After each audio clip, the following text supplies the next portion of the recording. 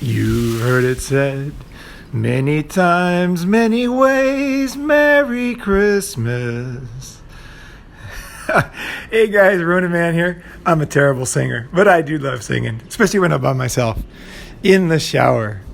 Hey, Christmas time, man, it's so, it's so complicated, and I want to give you my take on it. I did an episode on holidays, enjoying holidays, as a single guy. But it works with married guys too. It really, that episode I'll put down below. And I think I covered a lot of stuff, so I wasn't going to do this episode. But I kind of thought about it. I thought, Christmas is different. Christmas is different than just general holidays. And I thought, I'm going to see if I can see if what I have, it really hits you differently, because Christmas is a time when you really rethink your life, like what have I done in the year? The New Year's coming up. There's so much emotion around Christmas. Everything from, obviously Christians and Jews and everything. There's all these different holidays around this season. And the Russian Orthodox Church is, what is it, January 8th or something, 7th. There's just so many holidays, and they all converge right around this time.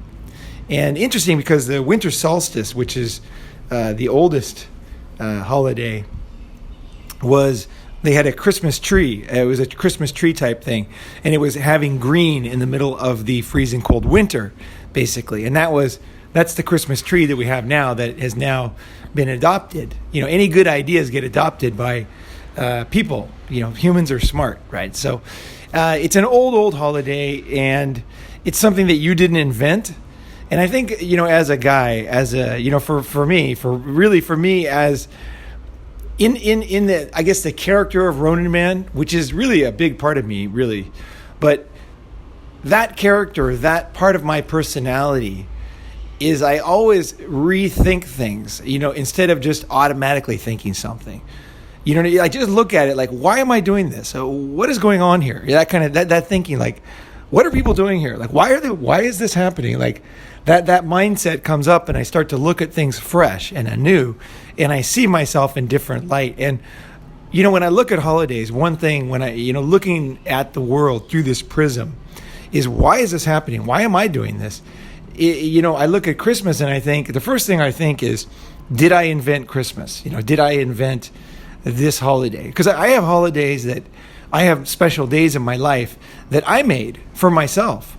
Like the day that I stopped, drinking, the day I stopped, when I stopped, using drugs in my 20s, at 21 years old, 21. And, I think back to myself, and I think, well, that's my special day. Like, my special day is January 3rd, 1987, because that was when I came to the 12-step program. That's my very special day. Very special day. And that Christmas and New Year's were really tough on me.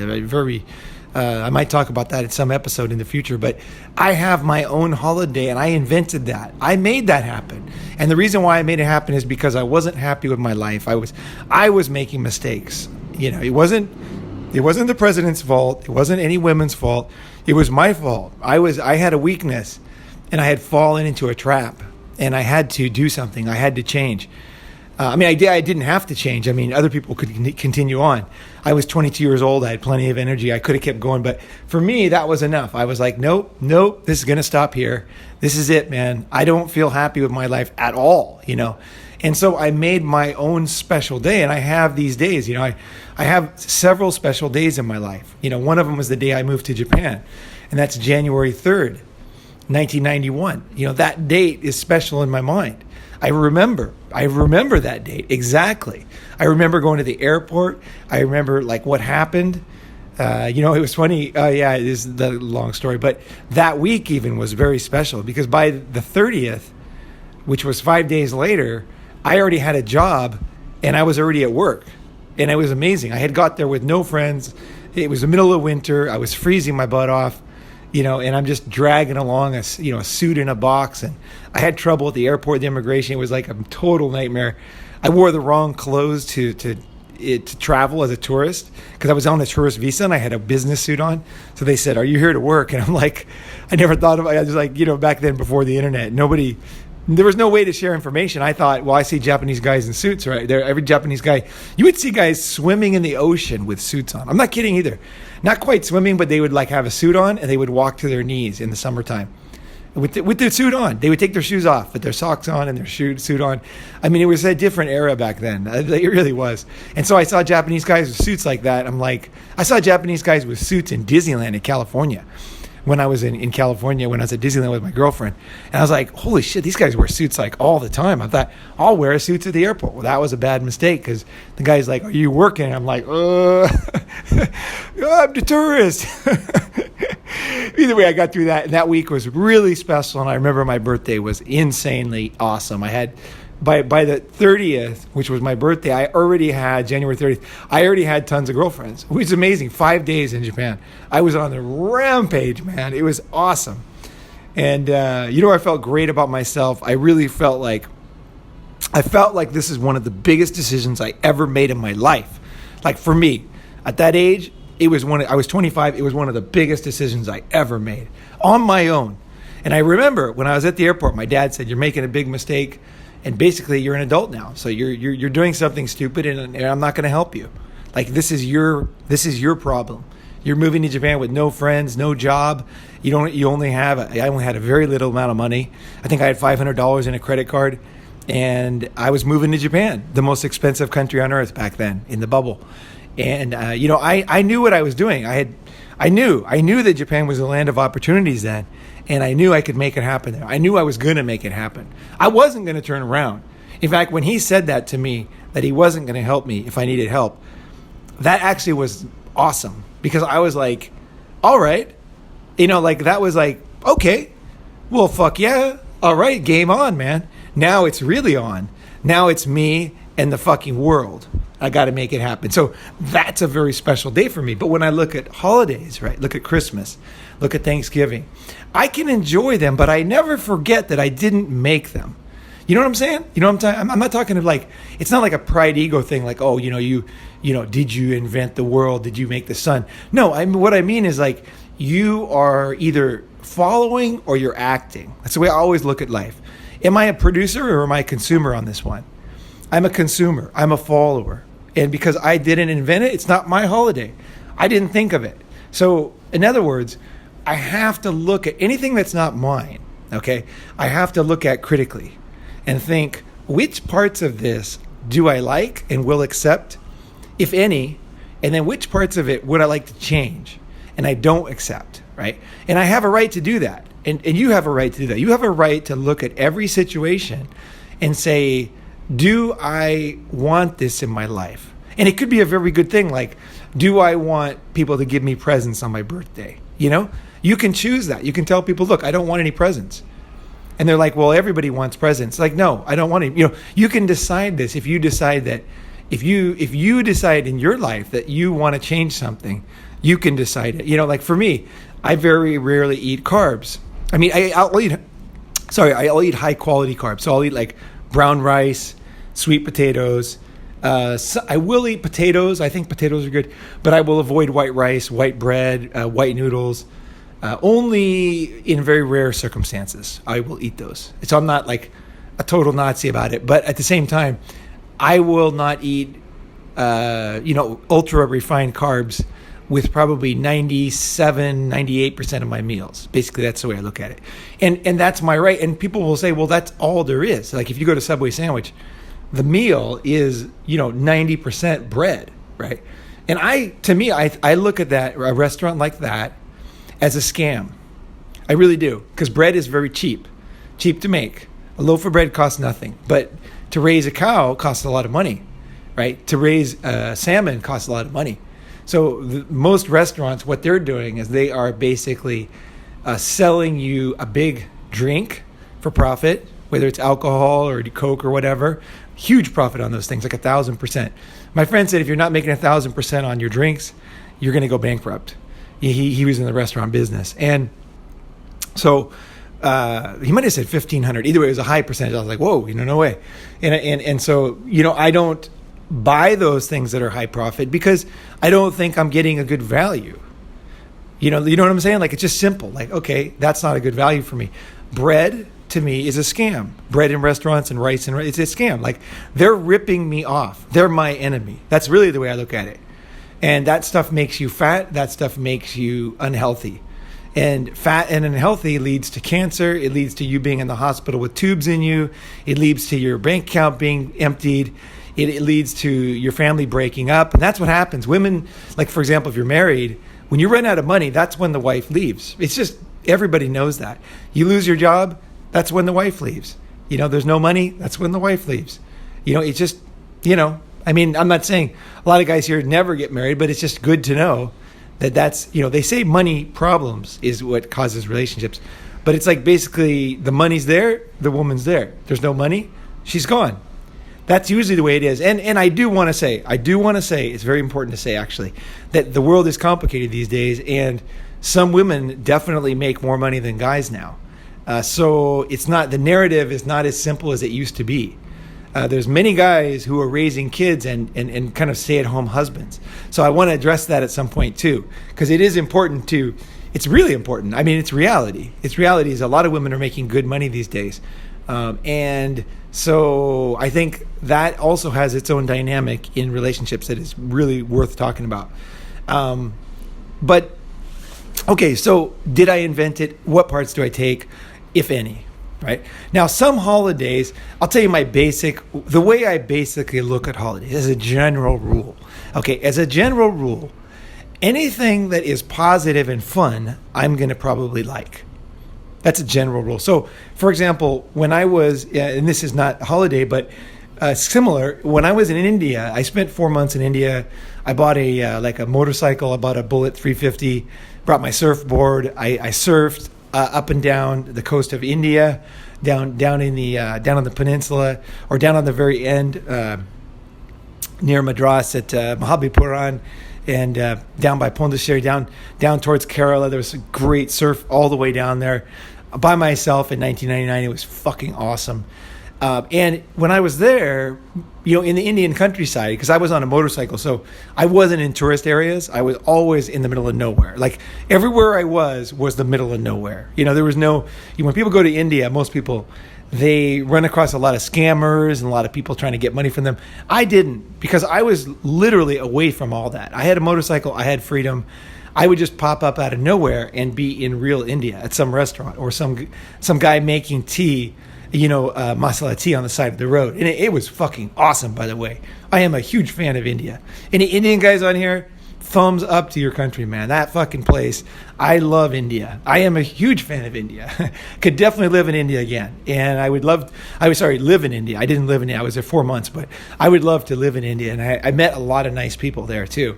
And the food was just freaking awesome. But either way, so I was going through the countryside, and I'm a basketball fan. That's the one sport I like to watch. I said usually I'm a producer, not a consumer. I love to play basketball, but I do love to watch too. So that's the one kind of consumer thing I do. I love NBA. So I watch NBA highlights like a madman, right? So here I am, countryside, 1999. The internet wasn't really that good yet. You could check email at internet cafes back then. Wi-Fi didn't exist. And so I would go to internet cafes, check email, send email, because I was still doing business in Japan at the time. And so, but there was no video. You couldn't really watch video in 99. So I couldn't watch, there was no NBA highlights on, there's nothing like that. So I was like, well, fuck, what am I going to do? So I'll be cruising around. And then I kept seeing people play, like boys playing cricket on the side of the road. Just people playing cricket like all over the place. Indian guys play cricket everywhere. Everywhere there's a flat surface, top of a building. Doesn't matter. You know what I mean? Like, I wouldn't be surprised if people playing cricket on top of a train, moving train. Like, you just see guys playing cricket everywhere back then. And I was like, okay. And at first I kind of ignored it because I'm like, I don't even understand this game. Like, this is weird. Cause I watched it and I couldn't understand it. It wasn't like baseball. But I was and so I was like thinking basketball. So I'd find a basketball rim, or I played volleyball with a Indian college team. I found some guys playing, and they were fucking awesome, man. They were so good. These guys were awesome. I was like amazed. Like they were super tall and they were very, very good at volleyball, man.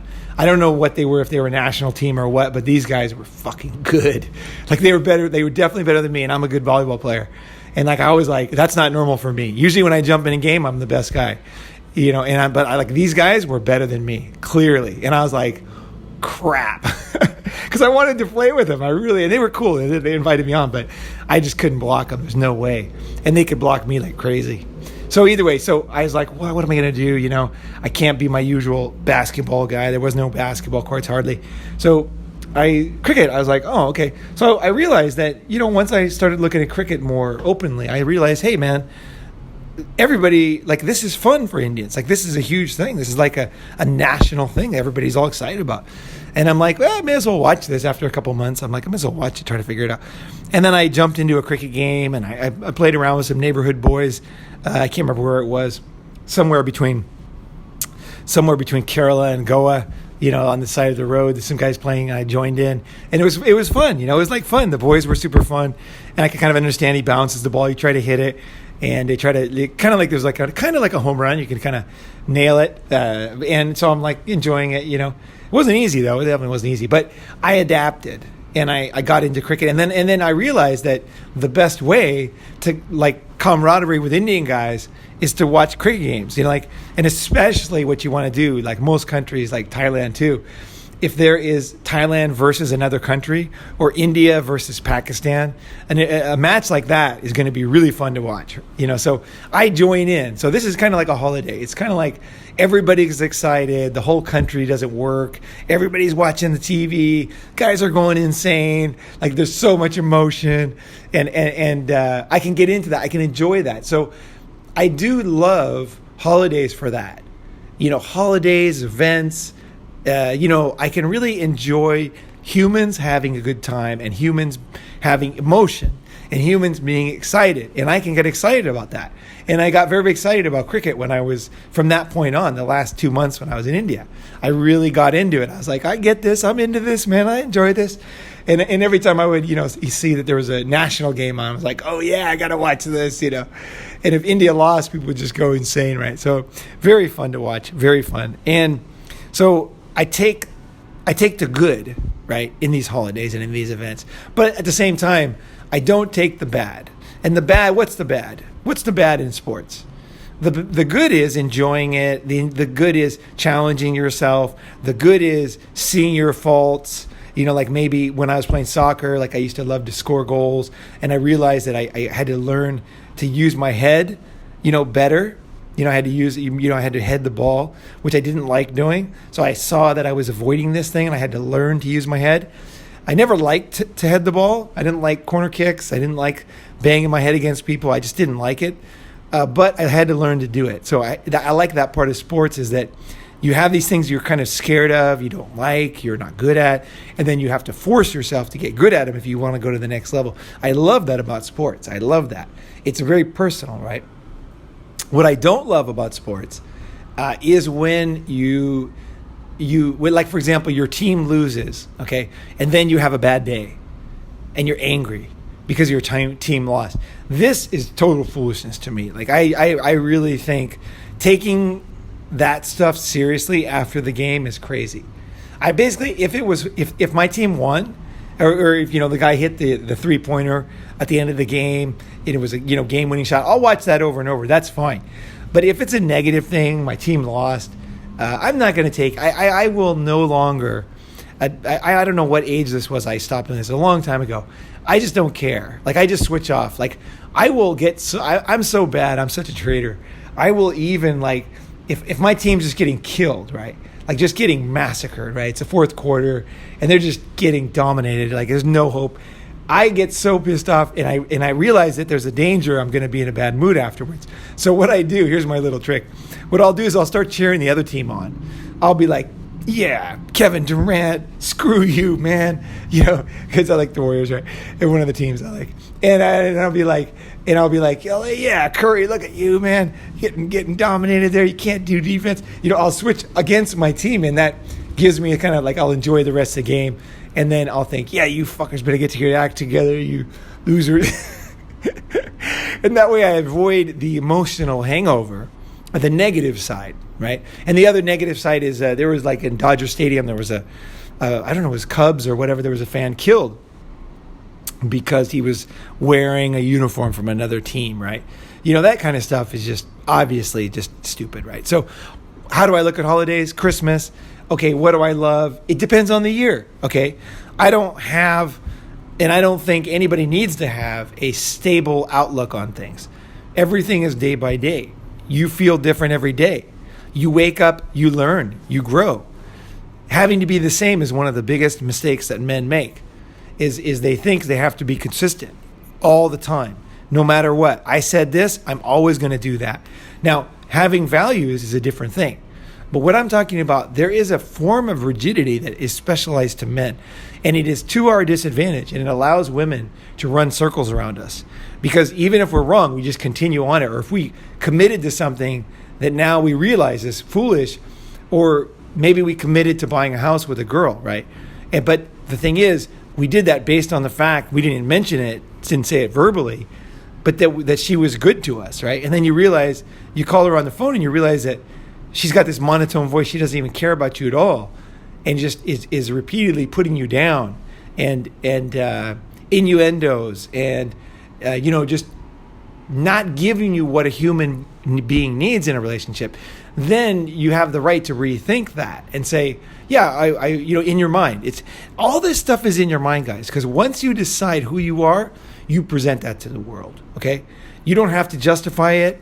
You don't even have to tell people. You just make a decision and you do it. And you have the right to change, okay? Guys have the right to change. And it's based on a changing situation outside, and also a changing situation inside yourself, where you realize something, where you understand something new. You are in no way responsible for continuing what you said yesterday if you realize it's not a good move for you. And that's partly why I make these podcasts on the fly. I get a basic idea of what I'm going to say. And as I'm thinking about it, there are times during a podcast where I will change the topic because I'll think, wait a second, this is not exactly right. We need to go down this alley to answer the question perfectly. And that's what I do. I'll go on the run. I'll as I move in a conversation. And this goes to my basic philosophy, is the purpose of most conversations, okay, with, like, say, two people, right? Two people talking. Why do people have conversations? Well, one of them is human bonding, gaining trust, enjoyment of another's presence. There's all that kind of stuff, like the kind of emotional needs that you have, right? The needs to be wanted, the needs to be loved, the need to be listened to. All these things are important, but that stuff, that's the emotional side. But there is another side that's very important in conversations, and I always look at life this way. This is one of Ronin Man's basic tenets, is that if there is a conversation between two people, and it's not just, just kind of bonding, friendship, if it's a conversation about anything real, then the purpose of the conversation, okay, there's two people, and there's a great book, really great book, I highly recommend it, called When Ideas Have Sex. And it's basically two ideas get together and make a baby. So one person has an idea, the other person says their idea, and then they realize that those two things, like, one influences the other, and there's like a synergy, or one alters the course of the other, right? It's like, that's true, but in this case, it's not true. And then you realize, holy moly, that guy's right. This is not a rule. There are exceptions, and that's a big deal, right? You think something is black and white, you're sure, and some things are black and white, right? But when you realize they're not, you're like, holy moly, there are exceptions. He's right. And then you start to look at it. That's how science happens, right? That's how science moves forward. Not by thinking you're right. It's by always looking at new evidence and realizing that there are exceptions, or that this isn't true in this case, that this and that at this temperature, and then taking that into account and then doing a new test, right? So it's When Ideas Have Sex. And I think this is a fundamental tenet of Ronin, like, conversations. When I talk to you, it's two people, you're sharing your experience, I'm sharing mine, and together we're looking, my viewpoint should be different after a conversation. Now, I might not agree. Okay, so for example, I might be talking to somebody. Let's say I'm in a line or something. I'm talking to somebody in line, and I might say something, and then they say something, and then their idea to me doesn't make sense. Like, I don't agree with it, right? Completely. It's like, no, that's not logically true. That's not factually true. I don't agree with that. That I used to believe that, but now I'm like this. Okay, now that also alters my opinion, because then I realize, oh, a lot of people still think that. A lot of people still think that. There's a lot of like, for example, internet memes that people post on Facebook about health that have been disproved decades ago. And it's like, I just think, wow, people are still posting that? Like, that's been disproved forever. Like, and it's just amazing how people don't learn. To me, that's just amazing. I can't understand that. Like, as soon as I see something's not true, it's like, gone, next, next, like, let's move on. That's done. That's solid. Now, I always am listening if there's new evidence that changes my assumption of it being wrong, right? That can also happen. And that's also good to have an open mind about that. But if there's proof that something is the way it is, like that there's water on the moon, right? You don't need to wonder about it anymore. There is a lot of water on the moon. It's frozen, obviously, because it's freezing up there, but there's a lot of water on the moon. And so when we go up there, when humans go there, probably pretty soon, next decade or so, they're going to be able to melt water and drink water. Might have to filter it. Don't know what that water is going to be like. Nobody knows yet, but we know there's water on the moon. And I think we're sure there's water on Mars. And I think the Japanese discovered water on an asteroid. I'm not sure about that. Pretty sure, though. Pretty sure there's some kind of frozen ice or something on an asteroid, because the Japanese landed on an asteroid. I think they were the first. The Europeans also, I believe, had a craft land on an asteroid. But no, maybe it's just the Japanese. Either way, I think they discovered water there. So basically there's water all over the place, right? And that's a new discovery. So now that I know that, I don't have to rethink that, right? The water's not going to disappear on the moon, right? Now, they might... It is possible that when they go up there and they actually melt it down, they realize that it's chemically not exactly water, and that's possible too. Or even that they were completely wrong. So I'm open to that, to the future. But I'm always looking at, am I learning? Am I growing? Right? Am I taking in information? The conversations should always be, and like, for example, when I used to debate in high school, I was a very good debater in college and high school. Especially in college, I got really good at debating. And it was funny because back then the meme was you shouldn't debate because that's arguing. And I just didn't agree with that. I thought debating was awesome. I thought debating was a chance to interact and learn. I didn't see it as a winner takes all. I'm going to beat these guys. It was more like they're going to say something. I'm going to think about it. And then I'm going to talk about it. And people would say to me, like my teacher would say, you have to take the other side that you don't believe in. That's going to make you a better debater.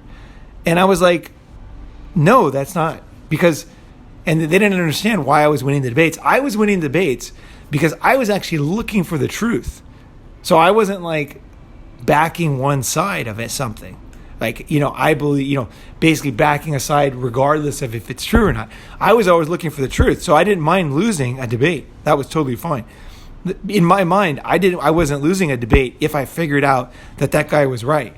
So sometimes I would say in a debate, when people would like be very testy, I'd say, look, I'm not here to disprove you. And people would be like, what are you talking about in this debate? I'm like, if you're right, I'm totally fine to agree with that. I'm here to figure out the truth. That's why I have any conversation with any human being.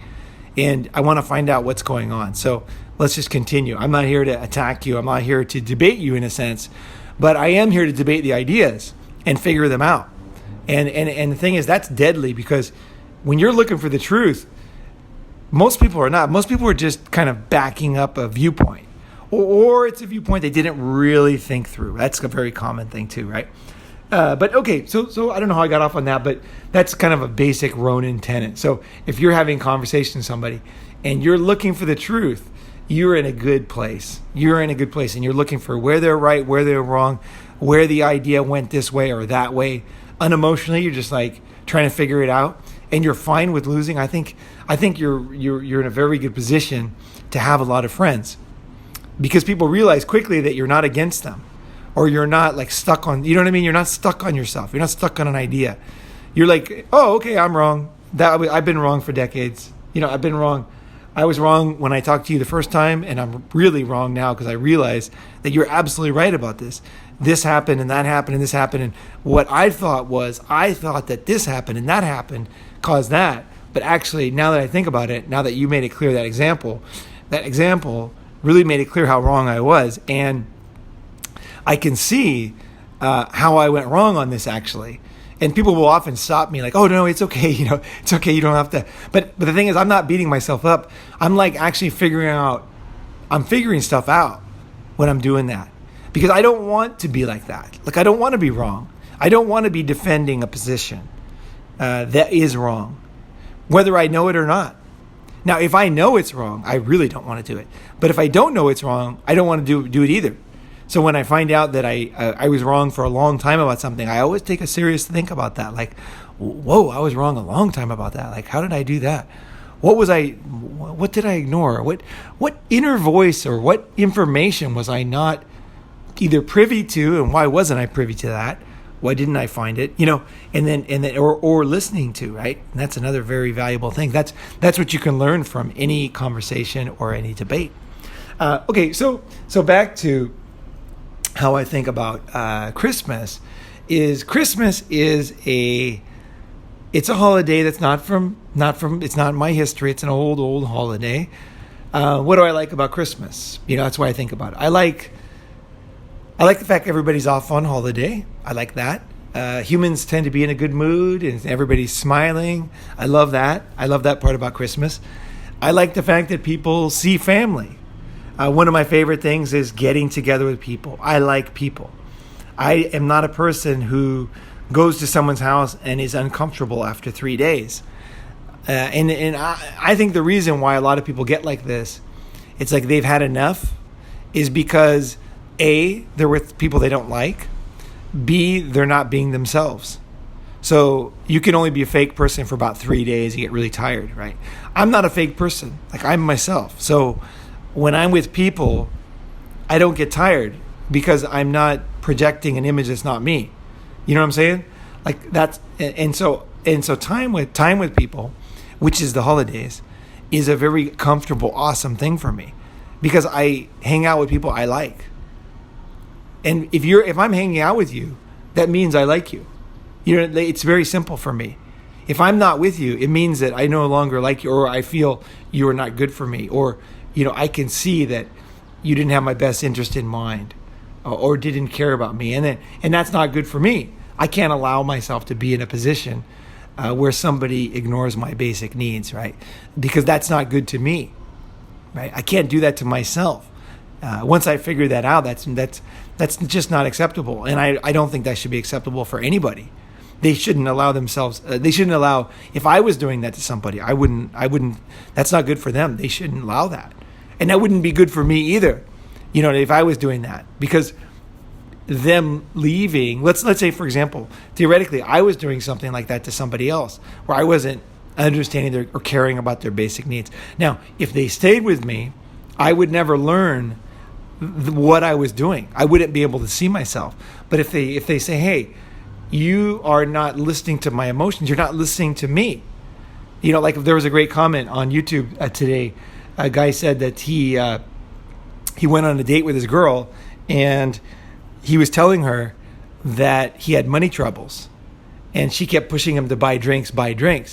And he almost went bankrupt. He was like living with his parents. And I commented and said, look, if you're telling somebody that you have a big problem and they don't care, and even worse than that, if they're trying to exacerbate the problem, because buying expensive drinks doesn't help a guy with money problems, right? Then they lack empathy. They lack the ability to put themselves in another person's shoes, or they like literally don't care if you live or die. Like they don't care about you. They don't care about your needs. They don't care about your situation. They don't care that you go bankrupt. They don't care about the emotions you're going to experience when you do that.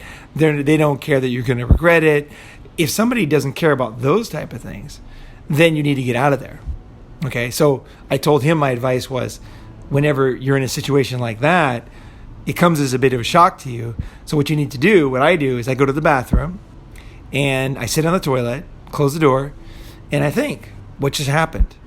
And I think, okay, I understand what happened. This person, for example, this guy, he told this girl that he was having money troubles, and then she didn't really empathize with him, and then she started pushing him more and more to buy expensive drinks, which would hurt his money situation, right? That's probably why he told her, because he's like, let's just keep this down to a few drinks or whatever. Why he was, I don't know what the situation was exactly, but she was not caring about his money situation. Okay, so what I would do then is I would say to myself, is this a person I care about enough to teach them, or do we have enough history that it's worth going out on a limb and trying to correct them? One of the two. And then you'd say, this guy's on a date, so no, he has a very short relationship with this girl. So the smart thing to do is to get out of there and don't try to teach her, just leave, right? So don't get in a fight, don't confront her with herself, lack of empathy. People can be very defensive about stuff like this. Most people don't want to learn. So for me, I do like to learn stuff like this. If I'm showing lack of empathy, I prefer if somebody tells me, even though it's not very fun to listen to.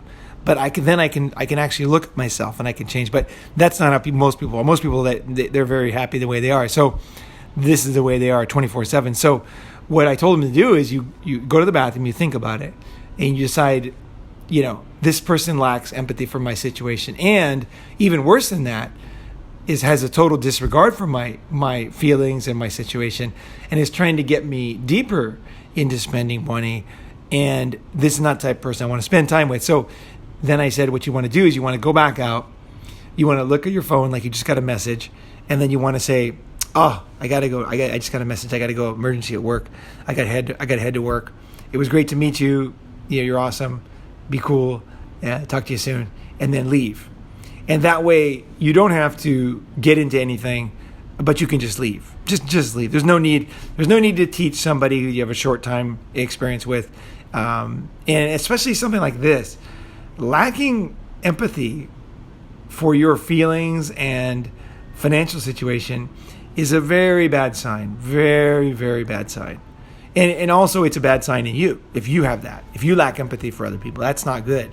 This is a very serious. Empathy is one of humans' most basic needs, is the need to be heard, the need to be cared about, right? These are very important needs for children and adults and for you. So you deserve friends, lovers, family, people that do empathize with you and do care about you. And sometimes empathy comes in the form of some tough advice too.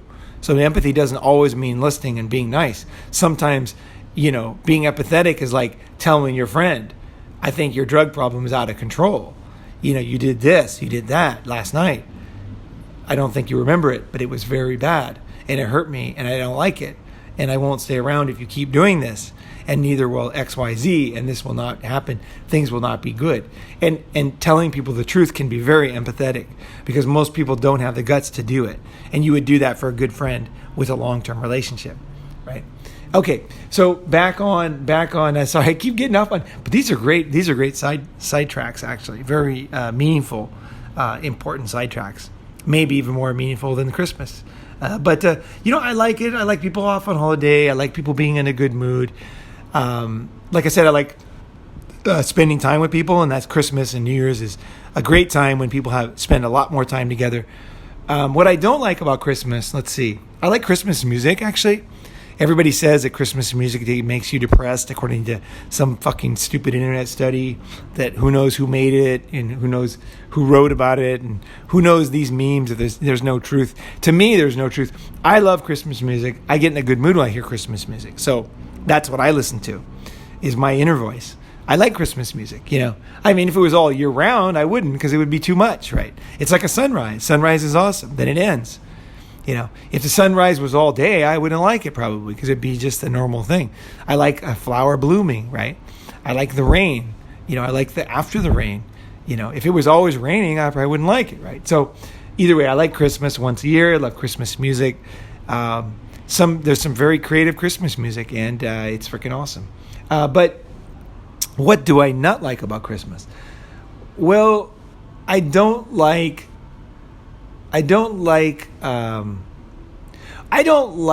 spending money on things that I don't want to spend money on or aren't important to me. And I find that most gifts that I see people buying are not heartfelt. They're just, I have to get this gift for this guy. I have to do this. I have to do this. I need to achieve. Last year I gave this, so this year I have to give that. They gave me this, so I have to give that. This type of stuff is foolishness. It's a fool's errand. It's a very it leads you to I really think this type of mindless actions year after year leads you to not know what is real and what is not real. As a man, you want to be close to your inner self. I think there's a book by an audiobook or audio series by David Data, and what was the name of it? I can't remember it. But either way, David Data had some good stuff. I don't agree with a lot of David Data stuff. Okay, so I'm not a sycophant for David Data, but I really like the one thing he said. He said men are like death or silence, and women are like a fire or a flame. They change. They're full of energy. They're bright and shiny, and they move around effortlessly. I think there's a lot of truth that femininity is like that. Real femininity. Femininity can be crushed, by the way. A woman's femininity, it's like a flame. It can go out. Carl Sagan said science is like a candle in the dark, and information, knowledge can be extinguished. Libraries can be burned. Internet could be destroyed. Things could happen that would cause knowledge to be lost. And femininity is the same way. And that's why you guys hear me, why I don't like prostitutes. And I never, ever have liked prostitutes. I never go to prostitutes. I have no interest in prostitutes. And the reason is because it's been my experience that there are certain things that can crush. The only reason why I would date a woman, and I am very straight, is the only reason why I would date or be with a woman or, have any kind of relationship with a woman is because I enjoy the interaction that we have. And the interaction that you have as a man and woman is somewhat of death and fire. A woman really enjoys the calmness of a man and the silence. That makes her feel there's something in a woman that really likes that about men. There's this it's not strength even, it's just like a death. It's like you know what I mean? It's like a black hole. A man is something like that. I really feel like inside myself there is death. There is a silence and assuredness that does not exist in women. And that's something that I have. It's something in myself, and it's also something that I can ignore. It's something that I can destroy. If I allow myself to get into situations where I'm lying to myself, where I'm kidding myself, where I'm being mindless, like a million Christmases in a row of buying presents and running around and being with people you don't want to be with. Another thing I don't like about Christmas is the food. A lot of the Christmas food is not healthy. I don't agree with eating unhealthy food. I don't care the reason. I don't agree with it. If there's something you really like, I say this often, I love chocolate ice cream. I'm going to eat chocolate ice cream, okay? I make exceptions for things that I really, really like. I love fucking chocolate ice cream and chocolate in general. I'm going to eat chocolate, okay? That's just the way it is. But besides that, like other things, they're sweet and stuff.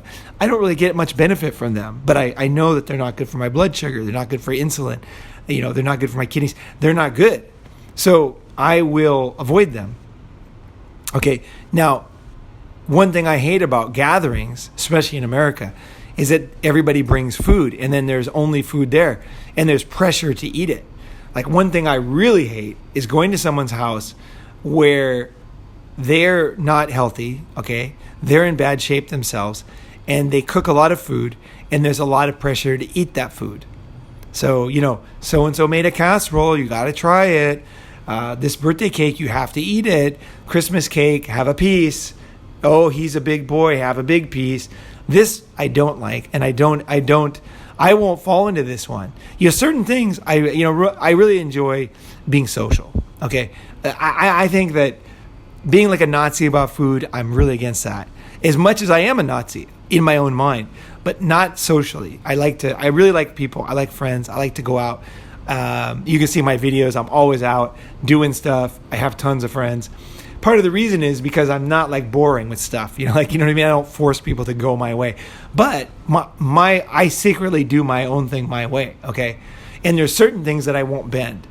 Like one thing I won't bend is I won't eat a bunch of bad food, over and over just to make people happy. So uncle, so-and-so made this cake, or aunt so-and-so made this cake, and it's really bad cake and it's not chocolate and it's really crap. And it's just like, I'm just going to pass. I'm sorry that they don't, there's a lot of things I will go out of my way to do just be in a social situation is fine. But eating bad food is not one of them for me, because I know that if I eat bad food, I'm going to get in a bad mood and I'm going to make emotional mistakes. And I think that is the beginning of the zombieism that we see in today's modern society. Zombieism comes from a few things. One of them is people mindlessly doing things they don't know why they're doing them. Like buying presents when you don't have any credit left and you're in debt. For people that it's not going to make a big deal. You're just doing something that's destructive mindlessly. If you do that kind of stuff over and over, you destroy your soul. You forget who you are. You lose touch. It starts to get to a point where you don't even care anymore. You're just like, oh, whatever. I'll just go into debt again. I'll just do it again. It's like, whatever. It's so bad. Who cares? I'll just get some more debt. It's like, no, man, no, fuck that. No, I won't. And also with bad food, there's a limit. I won't. I don't want to put it in my body because it's going to affect me later. I don't like it. Other people, I understand. There's a lot of people. 3 out of 4 people are obese in America now. 3 out of 4. 3 out of 4 people are obese. I mean, that's insane. I think it's what did they call it? Near obesity or whatever. It's obese to me. It's close. It's overweight. Okay, they're obese, and this is not good. And if you're listening, and you're like that, I really want you to know that there is help. There is future beyond this. There is hope. And this is what I was saying before about debt. Once you get into something so deep, you start to get this kind of like negative mindset where it'll never change. It's always going to be like this. And if you're on this channel and you're listening, you are the kind of guy, okay? You are the kind of guy right now. If you're listening to something this complex on Christmas, you're the kind of guy who actually can take challenges. No matter how long you've made mistakes, you can turn your life, and you will turn your life around. That's why you're fucking here, okay? Make no doubt about that. This is not a Hollywood podcast about Kim Kardashian. Right? You know that. And you're listening because maybe you're not ready yet, but you're listening and you're going to make changes, right? So I will not make those compromises, and I do not like people forcing things on me. Like cured meats cause cancer. It's been proven. I love the taste of ham. But I might have a little piece of ham, but that's it. I ain't going to eat a pound of ham like I used to. No way. I'll eat turkey. That's fine. But I'm not going to eat a pound of ham because I know it's cured meat. Cured meat has chemicals in it. And it ain't good for you. Salami. No. I had pizza last night. I was out with a friend. I'm going to post the podcast we made. We were walking around and we decided to get a slice of pizza. And he had pepperoni. I didn't because it's like, that's cured meat. No, fuck that. I don't need cancer. Cured meat causes cancer. It causes problems, okay? I don't want to ever eat cured meat. I don't have any need to ever eat cured meat again. These are kind of things that I make a decision on. Now, I'm not saying I won't if there's a certain meal with some cured meat inside of there. I mean, okay, there are certain exceptions. If there's a minimal amount or whatever. But basically, I know the reality that cured meat causes cancer. Okay, that's it. That's all I really need to know. And I know that one little bite doesn't cause cancer too. Okay, so I do have a little balance in there. But I'm not gonna mindlessly eat cured meat like I used to. I love salami, man. Fuck, I can eat like a pound of salami, like so easy. I used to go hiking all the time and have a big thing of salami, a big thing of goat cheese, and then a big thing of water. And that was, and a little bit of bread. That was my meal for like 2 weeks in Norway when I was hitchhiking up in the very north of Norway in the fjords. That's all I did every day is eat salami and goat cheese and bread. And I loved it. But that was before I found out, this is like decades ago, before I found out about cured meats, right? So this is what I don't like about Christmas is you spend all this time buying these superfoods or whatever the fuck you do, trying to eat healthy, and then all of a sudden Christmas you're just eating whatever crap is on the table. I say fuck that. I pick through, I find the things that are healthy, and I'm going to eat those. And if I'm at someone's house where there's like really unhealthy food, I don't know, man. I am going to make my own meals. I'm going to find a way to get around it. Like I might wake up before everybody else, ask if it's okay, or I might go to the grocery store, get some stuff I want to make, and then wake up before everybody else. I don't have to, you know what I mean? I kind of don't have to do it in their face, like if they have food they're making. You know what I mean? I have social graces. I'm trying to find out the best way that I can solve my issue and at the same time respect them, right? So they have their food. A lot of people take great pride in food. If someone like my aunt, she loves to make food. She loves me, and she loves to make food. I will eat some, but there's a limit. And I will focus on the few healthy things that she's going to have. And I'm going to eat those, right? Because I love her too. She was a very good aunt to me. And that's great. And she loves cooking. But you can see from the results that a lot of the food they're eating is not good. So I don't want to, subject myself to that. That I really don't like about Christmas. I don't like financial fear. Okay. I don't like people, even more than that, I don't like people living a fake life. And borrowing money is fake. Okay. If you don't have money, it's fake. Okay. It's fucking fake. It's like cheating on an exam, or it's like you're in an underwater breath experiment and you take a breath without the guy knowing. That's cheating. Debt is no good. Okay. Consumer debt is evil. I never have consumer debt. I've never had consumer debt ever in my life. I've never gone bankrupt. I don't like it. I won't do it. I don't understand why people allow themselves to do it. If you have children, if you have a family, your real responsibility is teaching your children the important parts of life. So teaching your children that money does not grow on trees, now not using those words, but teaching people the reality of life is part of your job as a parent.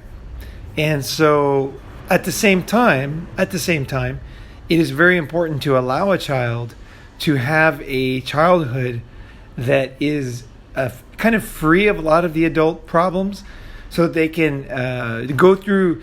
Children need to go through a developmental stages, and they don't need to be hit with credit card debt when they're 10 years old. That's going to be confusing. But also children have to learn to modulate and to control things, and they understand that if they eat too much ice cream, they're not going to feel good. They're going to have a sugar high, and children are much more, I think, capable of understanding things.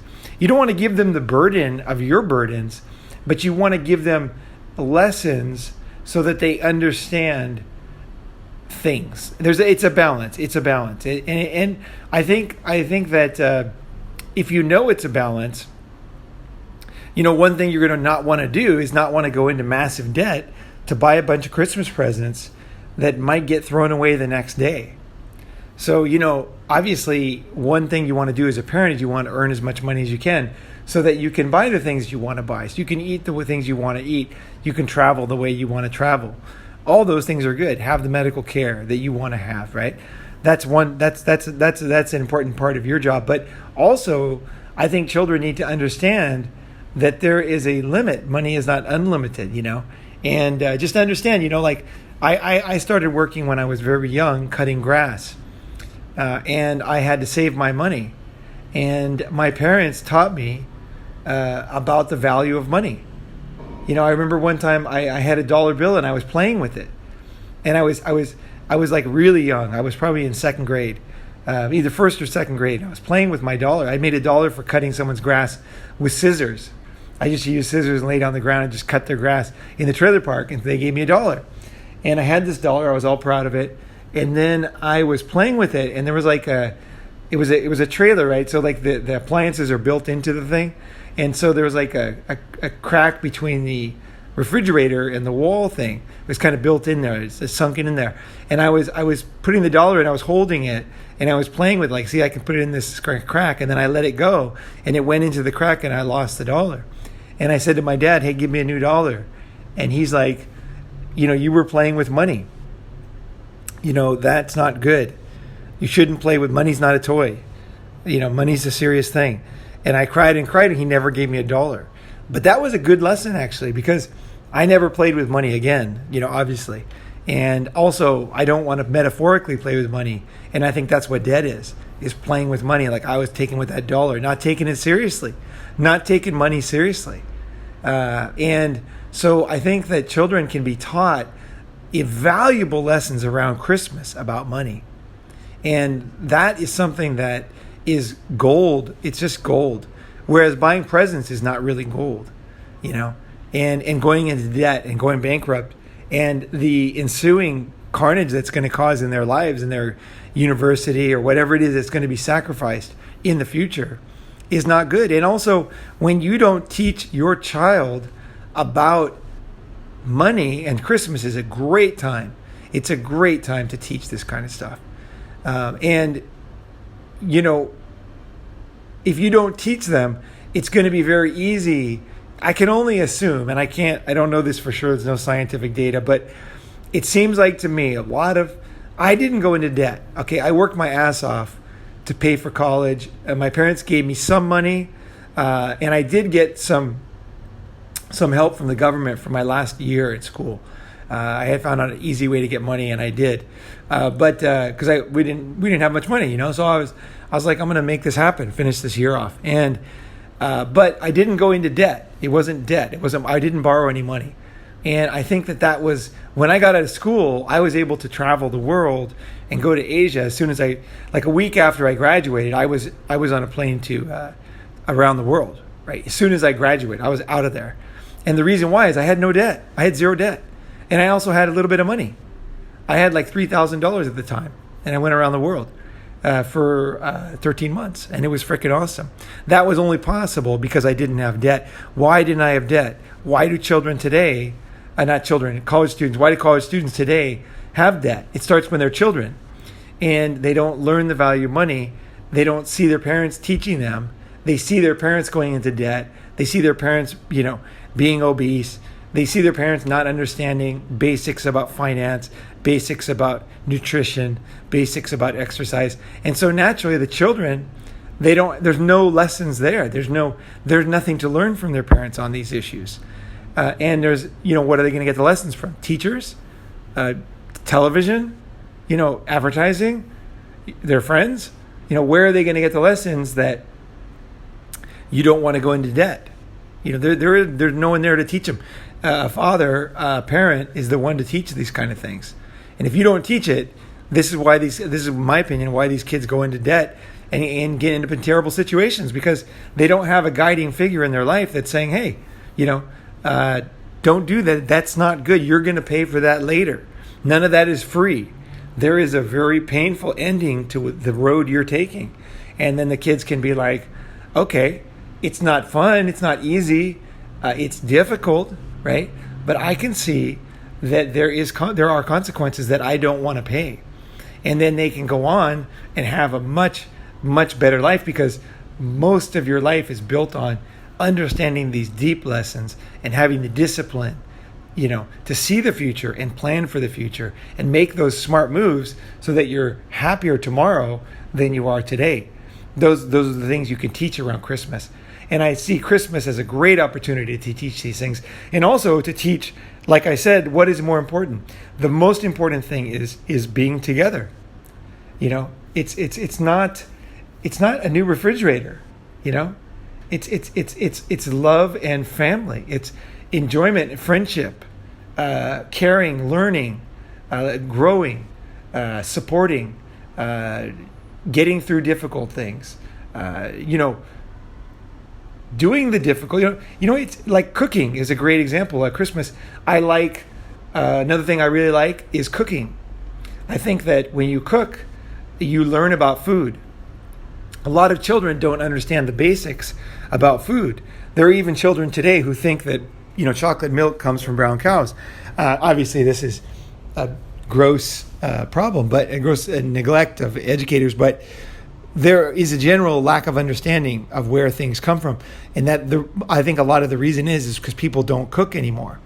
Now, there's a deeper thing where you go and see where the food that you're cooking comes from, and that's good too. That's a very good thing to teach your children, teach your friends, teach yourself. There's always something else to learn on this. It's not just kids, right? It's not like we know everything. No, man.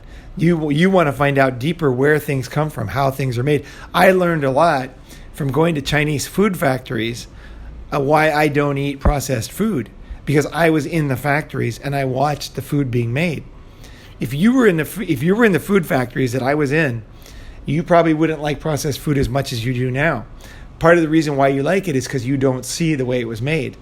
So when you understand how things are made, it influences your behavior a lot. There was that book, Upton Sinclair, The Jungle, back in, I think it was 1800s, where he talked about processed meat, the meat industry, and how the rats were in there. And it was like, that changed the way men and people looked at meats. And, they started to clean up and make regulations for sanitation and parts per million of bugs and rats and things like that. And that changed our food and became much healthier. And I think I think in many senses that's gone way overboard. And now food regulations are out of control, and they don't allow people to make food like they do in Thailand, like on the street, or make simple, healthy food without tons of government telling you can't do this. This is not. I think it's gone way, way overboard. But back in the 1800s, that was a valuable thing, and that's also important. Is you implement things, and then later they're not necessary anymore, and then you change, right? You adapt, right? I think the U.S. food system has not adapted, and that's why you have so many fat people. You have so much processed food because they follow all the regulations. Technically, a crappy chocolate cake with no value, no nutritional value, passes all the food regulations, but that has no nutritional value for you. A bag of shitty chips has no nutrition. I can't understand how that can pass. Like, how can we have these intense regulations on some guy frying vegetables in the street and then allow things that are poisonous to the body to be sold legally?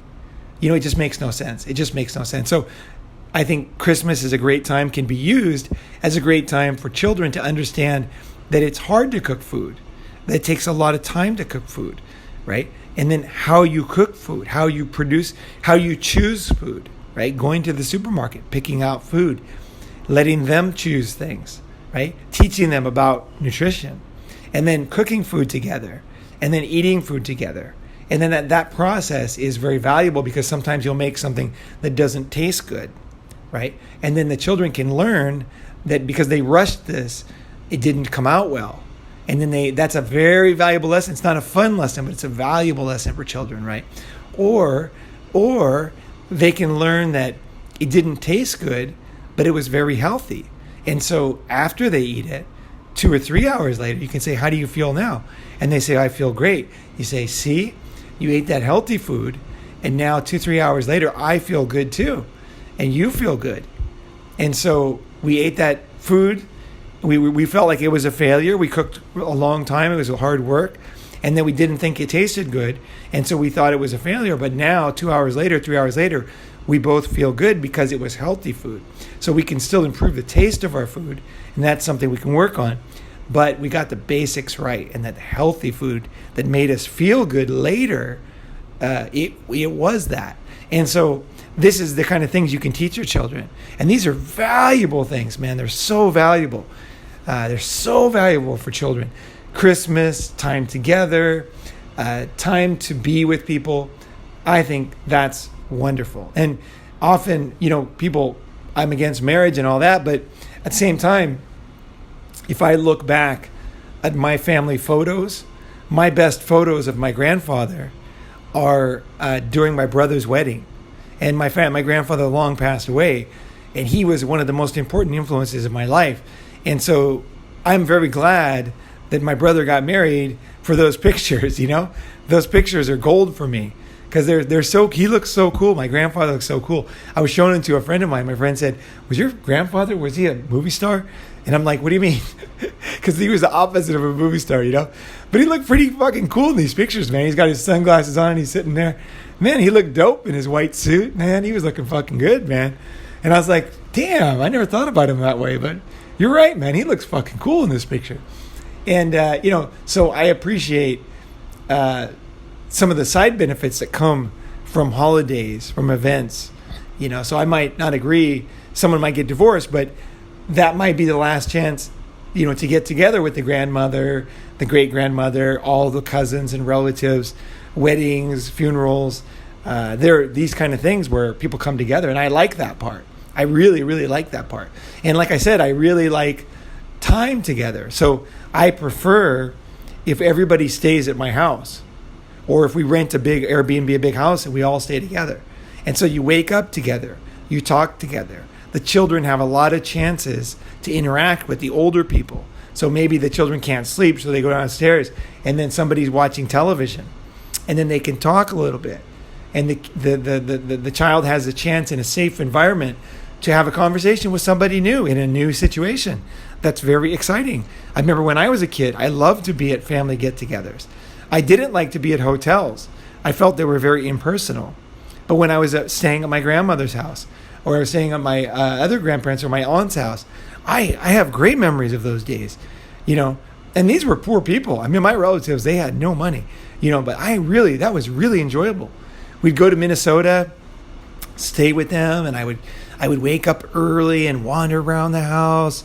I would look in the basement, I'd go out to I remember this can of cherries in my grandmother's basement that I was fascinated with when I was a little kid. I just wanted to eat those, but I didn't want to steal it. But I wanted to eat those. I was too shy to ask her to open it or something. So funny looking back.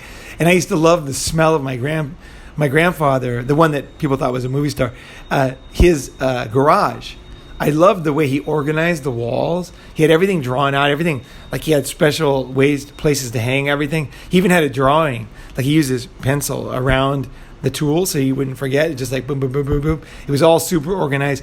But that was one thing that I liked. But what I really liked was the smell. Man, he had this big diesel tank, a huge diesel tank in his garage, because in the winter it was minus 50 in northern Minnesota where he was, and it was just too cold to go get diesel, So he had all his diesel around so he could do all his chores, get everything done without going out. I'm sure it broke all the regulations or whatever they have, but it never was a problem, and he had that in there. And I remember the smell of that, and I loved the smell of that when I was a kid. That was an awesome smell. And I also liked the smell of cutting grass with him and chopping wood, and the smell of the sauna. And I remember all these things so clearly. And it was because I was allowed to wander. I was allowed time. I was allowed to immerse myself in the environment. And this is what I think holidays. This is the part that Ronin Man freaking loves. This is why I love get-togethers. This is why I love the upcoming MGTOW World Summit, 2019, February 2 and 4. Get your ticket. Come on down. The reason why I love this, the reason why I do these things, is because I enjoy spending time with you, like long time, where we talk, where it's not me teaching, it's us interacting, it's us learning together, it's seeing things, it's that immersive experience that happens when two intelligent people get together with a similar mindset, and magic happens, man. Every single event, magic has happened that we've had. Every World Summit, we had 2 of them so far. This is the 3rd one. Every one has been magic, I can tell you, in a different way. And there's such a variety of guys, I can never predict what it's going to be like. But I really enjoy it. And that's why I do it. So I hope this one's a success. I'd love to have you guys out here again. So contact me at roninmgtow at gmail.com if you have any questions. I'll put the link in below, the PayPal link to register and get your ticket. Come on over. But I'm the same way with family. I like these immersive, slow moving times where, you have this chance to get to know people. You have this chance to learn. You have the luxury of proximity and time and honesty and desire to, we all have a, whether we know it or not, when we come to these kind of things, we have a shared purpose, right? A lot of guys have their own purpose. They want to change. Maybe they're at a point where they really need that push to make the changes that they know they need to make, or maybe they don't know what they need to make, but they know that there's some wisdom here in the group and they want to come and kind of be immersed in that. Other people have something that they want to work through. They have something that they're working through and they're not sure what to do. It's like it's still in their mind, like unsure thing they want to work through. That's why they come. So there's so many different reasons why people come, but it's just like any interaction of humans. You get magic happens. Magic fucking happens. And so I love this about holidays. Thanksgiving is one of my favorite holidays. The reason why is because there's no fireworks. There's no tree. There's just people getting together. There's eating, but a lot of it is just getting together on Thanksgiving and being grateful. I love that feeling of gratitude, of looking at my life, not grateful like fake grateful, looking at my life and being grateful for the things that I'm given that I often don't think about, that I really value. Those are the things when I bring them up in my mind, it's like I realize how good my life is. And this is something that is priceless, right? It's just absolutely priceless for me to enjoy, and I actually think not appreciating the things in your life that are real, that make you happy, is utter foolishness. Like it's the opposite. It's madness, basically. Appreciate your friends. Appreciate the good things. Appreciate the time and the health that you have, and the moments you spend with people. Appreciate those. They're valuable, man. The presents, whatever, So that's the way I look at Christmas. I can't think of other things I don't like because I've kind of pared a lot of things I don't like out of my life already. So I don't do them. They're not part of my Christmas. But I know that a lot of families, there's just so many things.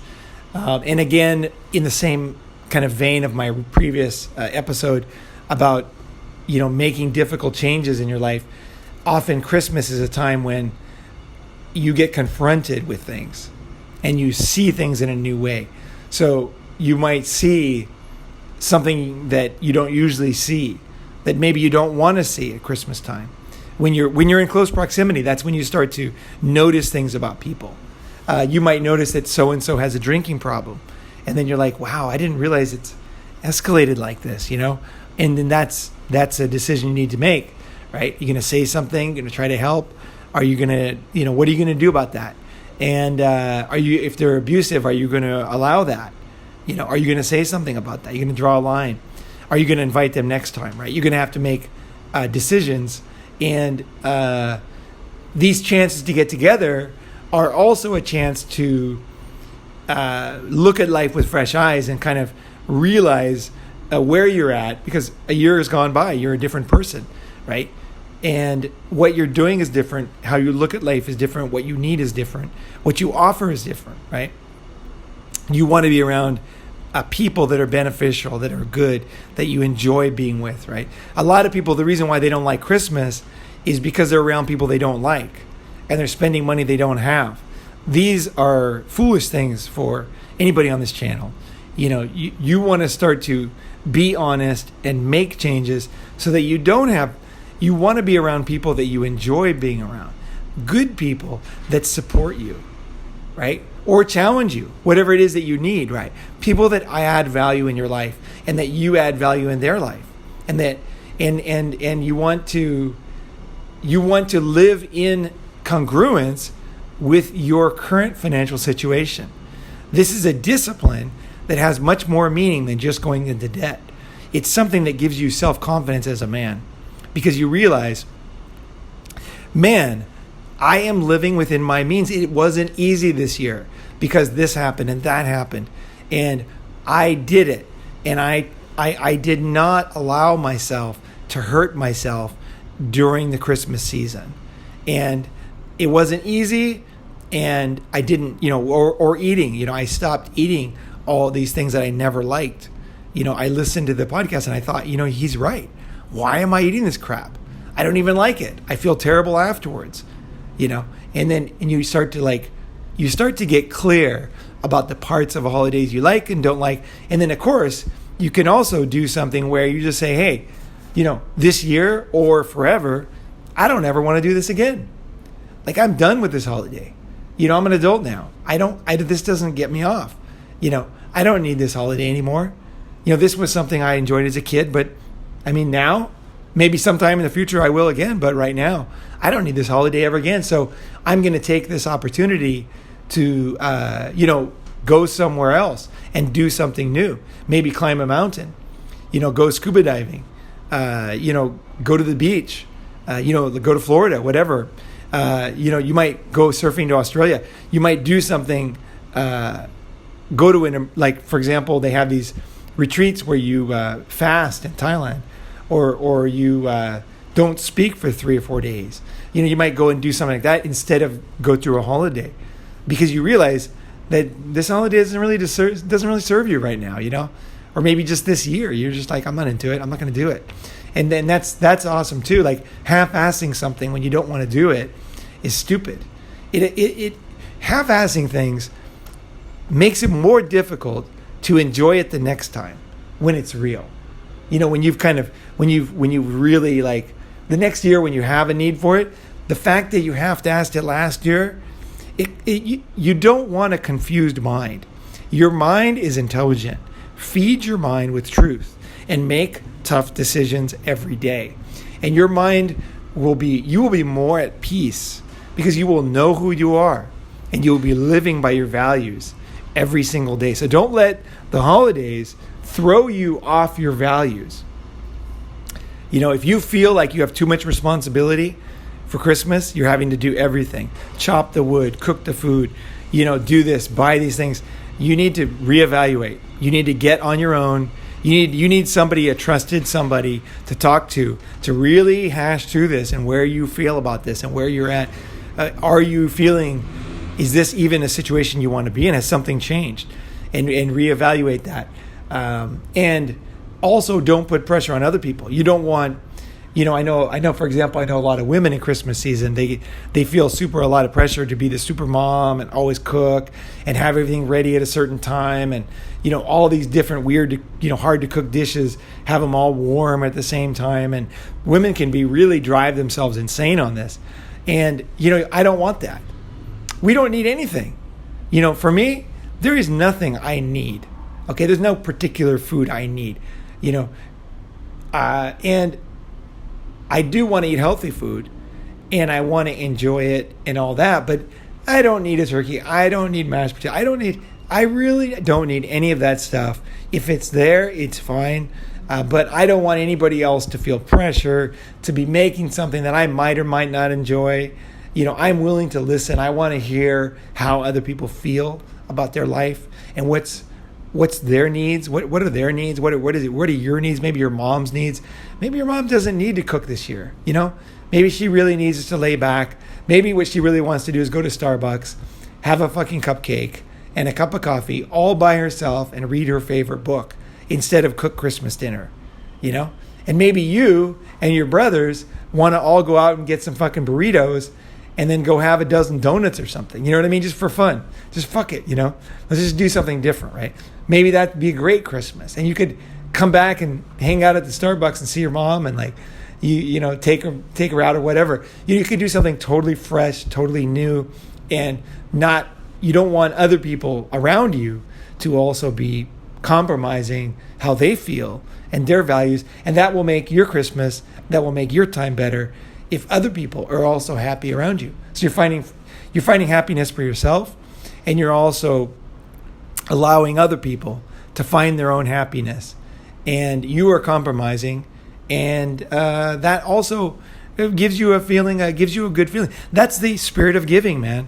It's like, you're not just like, hey, make food for me, Mom. You make it every year. Mom's not a machine. She's not a robot. She might fucking not want to cook anymore. She might hate cooking Christmas dinners, when you start talking to her. She might be like, I can hate this time of year. And you're like, why didn't you say something? I had no idea. You're like, Mom, let's get a goddamn burrito. You know what I mean? Let's go to Costco and get a chicken for $5. You know, to me, that's the same as a turkey anyway. Let's fucking go eat it in the park. Let's go eat it in my car while we're watching a drive-in movie or something. Let's go do something totally new, right? I had no idea you felt like this, Mom. Let's go do something new. Fuck the turkey. Don't go shopping.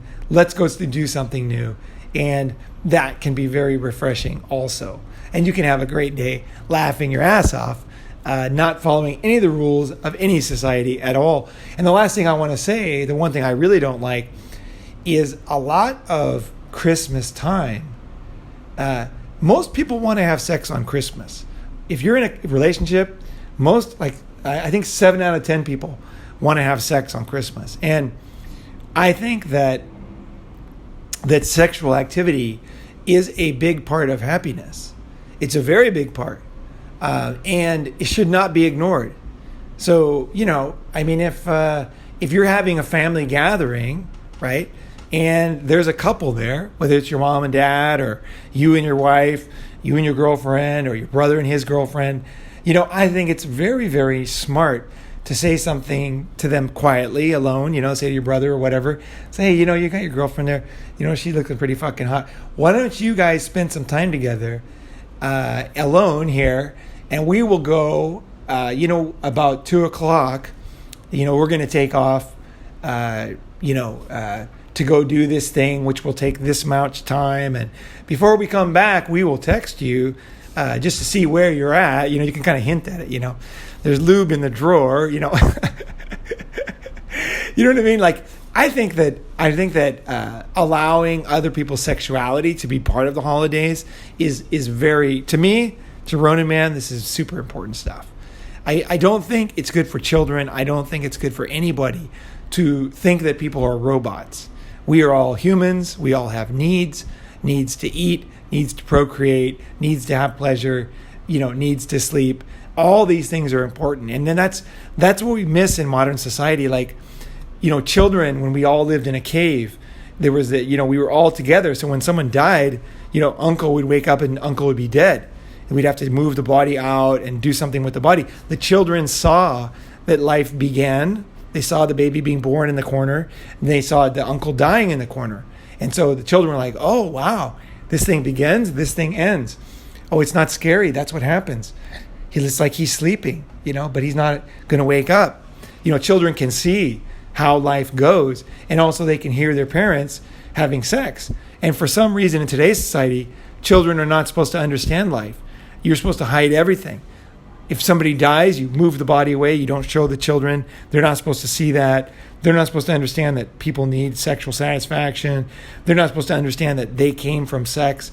They're not supposed to understand where food's from, because that's going to be too squeamish for them. This is foolishness. This is madness. This creates a child divorced from reality who can be very cruel. When you're divorced from reality, it allows you to be very cruel. You cannot care about animals when you don't see animals being killed. When you see animals being killed, that puts a tamper on things. Now, doesn't mean you won't eat meat, but you definitely will look at it differently if you have to kill an animal yourself. Now, maybe it won't bother you. I'm not saying it will bother you or it won't bother you.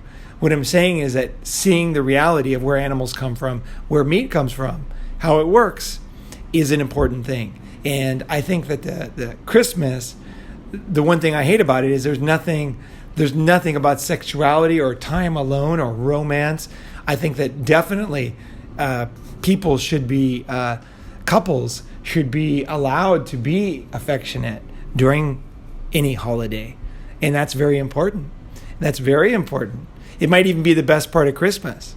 That kind of special Christmas sex, right, could be awesome. And I think that you should plan for that. And on the Christmas sex topic, I tell you something. If you're a guy, you're a MGTOW, you don't have a girlfriend, you don't have a wife, Christmas, I can tell you this from experience, is a great time to pick up a girl and have sex, because a lot of people are feeling lonely on Christmas. A lot of people. And that's not a good feeling. And one of the best ways to not feel lonely is to meet somebody, right? And to have an emotional experience. And I found that Christmas is a great time to meet girls. Girls are very open when they don't have a boyfriend or husband, and they're just kind of cruising around and lonely. They're thinking about their future. They're thinking about this year. They're thinking about a lot of things, and they're just like you. They're a human being cruising around. And often one of the things that is quite neat is to meet somebody new, and actually meeting somebody and having sex on Christmas is actually very possible. Believe it or not, girls sitting in Starbucks by themselves, often that's not exactly what they want to be doing. They want something to happen in their life. They're waiting for something like to change. Like this is the time when they reevaluate their lives too. Now, obviously, it depends on the person, and there could be many million reasons why anybody could be in Starbucks. But you get what I'm saying. Is that once I understood this, I found that Christmas was one of the very best days to meet girls, because when I was in my seduction phase, because there's just the sheer loneliness and the desire to be with somebody.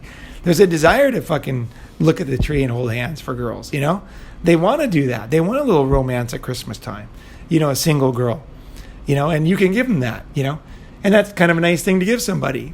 It doesn't mean the beginning of a relationship. You don't know what it means, but it's like, hey, man, meeting a hot girl and having sex on Christmas, that's pretty exciting in my book. That's something that can be quite enjoyable for a single guy. If you're in college or whatever, hey, don't forget this one. You'll thank me later on this one. You'd be surprised. Christmas is a very good day to be in that mindset and not to be shy about it. It's like, hey, it's Christmas. Like Christmas. What are you talking about Christmas? It's like, hey. Like, I never thought about it that way, but yeah. It's time to get together, right? It's time for closeness, right? So either way, guys, there's a few ideas for me, what I like, I don't like, things I absolutely despise about, and how I think about things like this that I didn't invent. So I am a bit of a consumer, a tiny bit. I will take some ideas, good ideas from things that I like, but I will also filter them through my rational, logical mind, and I will discard the things that I don't like, and I will look for new things to add to it that can also add to other people's lives, and also opportunities for growth, which is like teaching children about the value of discipline and money, and making people understand life better, where food comes from. These are all great things to do when you're together, to learn together, to go do something together, to study together, to go to a museum, to do something like that is freaking awesome. Or learn about nature, learn about something, right? You're together, right? You can learn about all kinds of stuff, right? So there it is, Ronin Man, for my Christmas episode. I hope you guys had a Merry Christmas, and thank you very much for listening. And I can't thank you enough for 2018. It was a fantastic year for me, and I am very, very, very grateful for this year. One of the most monumental, awesome years of my entire life. So, and a lot of that was you guys and your support and just the interaction I had with you. So I appreciate that, man. So speaking of gratitude, I appreciate you. So thank you very much for listening, and I hope you have a great holiday season.